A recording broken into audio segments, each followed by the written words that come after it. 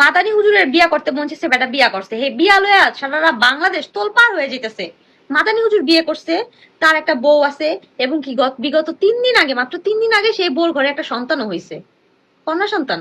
তারপরেও মাদানি হুজুরের মনে হয়েছে যে সে যদি এই মেয়েকে বিয়ে না করে, মানে নতুন যারা বিয়ে করছে, তাহলে তার গুনাহ করা হবে। মানে তারা একটু মনে হয় যে প্রেম প্রেম ভাবে চলে আসছিল, বা মাদানি হুজুর যেহেতু ওয়াইফ গর্ভবতী ছিল, সেহেতু তার আরেকজনকে লাগতো, বা এই ধরনের যেহেতু গুনার কথা কইছে, বুঝেন নাই, সেই জন্য সে গুনাহ থেকে বাঁচার জন্য বিয়ে করে ফেলছে। এখন আপনারা কেন খেপতেছেন ভাই? তবে আমি একটা কথা বলবো, বিয়ে করা যেহেতু আল্লাহ জায়েজ বানাইছে, বিয়ে করছেন, আমার কোনো অসুবিধা নাই।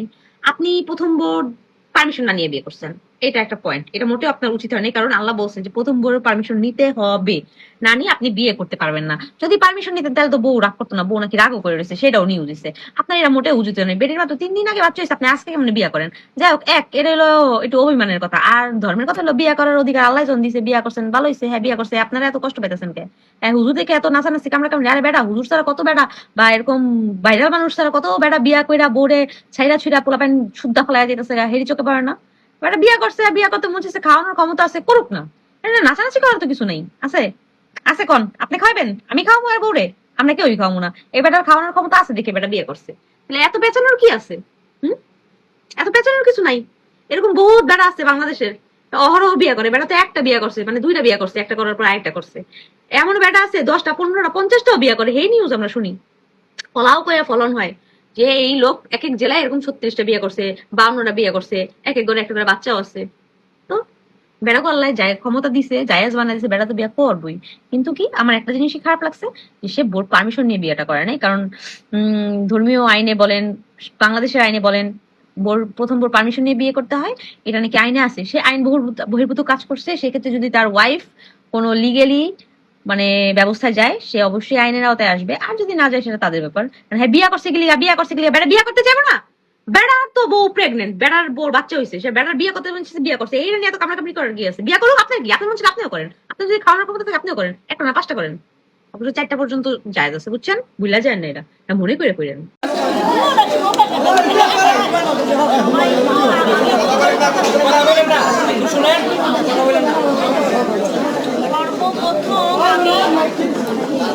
আপনাদের সবার কাছে কৃতজ্ঞতা জ্ঞাপন করছি, কারণ আপনারা কি সবাই কি ভোট দিতে গিয়েছিলেন? এবার ভোট দিতে পেরেছেন?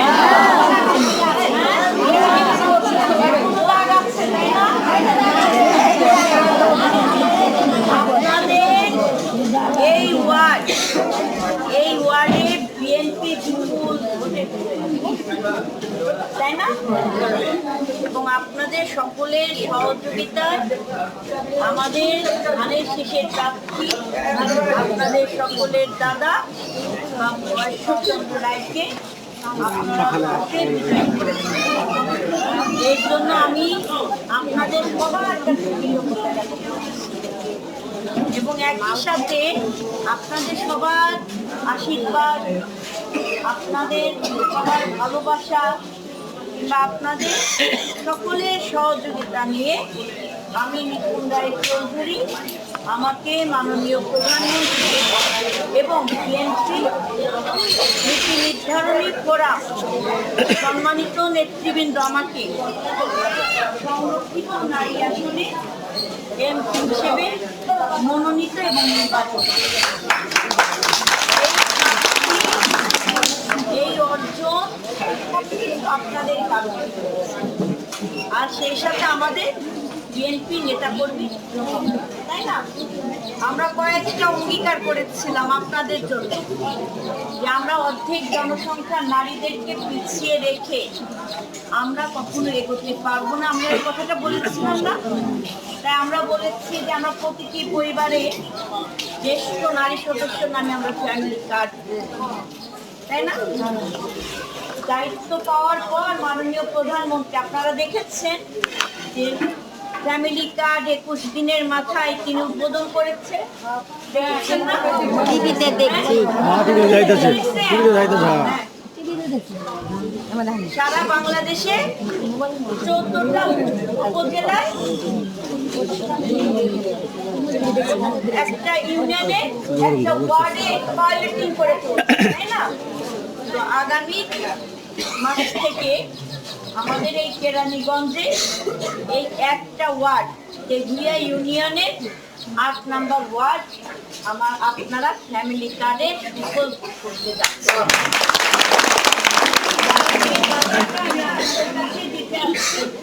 ওই যে একটা দিদি আসার সময় শুনছি যে মন্দিরে আসেন, উনি বলো যদি কিছু দেয় তাহলে যাব।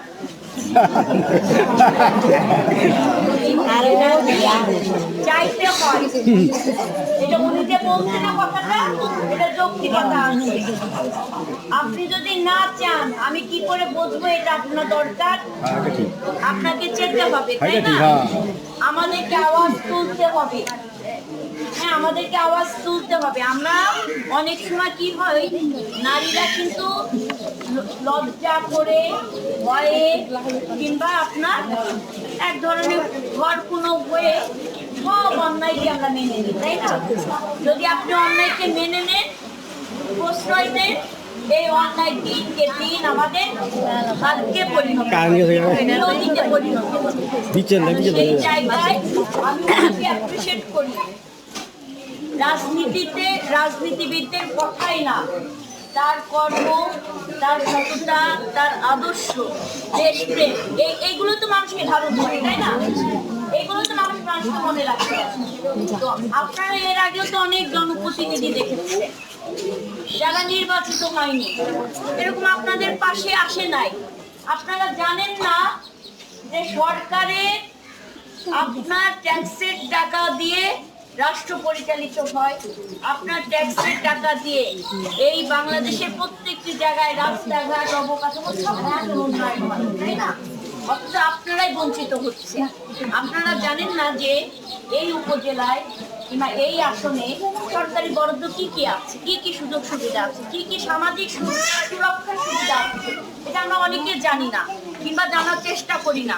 কিংবা যারা মেম্বার, যারা চেয়ারম্যান, যারা আপনার উপজেলা চেয়ারম্যান, যারা এমপি, যারা মন্ত্রী, তারা কেউ বলে না নিজেরা ভাগ বটরা করে খায়, তাই না?